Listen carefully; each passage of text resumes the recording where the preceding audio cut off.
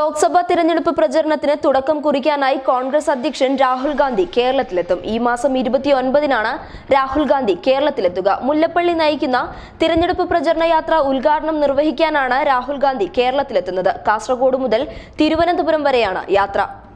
കോൺഗ്രസ് ദേശീയ അധ്യക്ഷൻ രാഹുൽ ഗാന്ധിയാണ് ലോക്സഭാ തിരഞ്ഞെടുപ്പ് പോരാട്ടങ്ങൾക്ക് നേതൃത്വം നൽകാൻ കേരളത്തിലെത്തുന്നത്. ഈ മാസം 29-ന് രാഹുൽ ഗാന്ധി കേരളത്തിലെത്തും. കോൺഗ്രസ് ബൂത്ത് തല പ്രസിഡന്റുമാരുടെ യോഗത്തിൽ രാഹുൽ ഗാന്ധി പങ്കെടുക്കുമെന്ന് KPCC പ്രസിഡന്റ് മുല്ലപ്പള്ളി രാമചന്ദ്രൻ പറഞ്ഞു.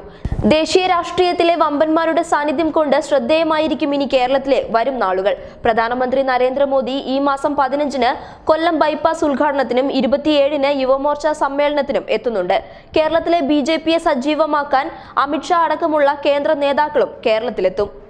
വരുന്ന ലോക്സഭാ തിരഞ്ഞെടുപ്പിൽ UDFന് വലിയ പ്രതീക്ഷയാണുള്ളത്. ശബരിമല വിഷയത്തിൽ CPM-BJP പോര് തങ്ങൾക്ക് ഗുണകരമായിരിക്കും എന്നാണ് കോൺഗ്രസ് വിലയിരുത്തൽ. News desk public Kerala.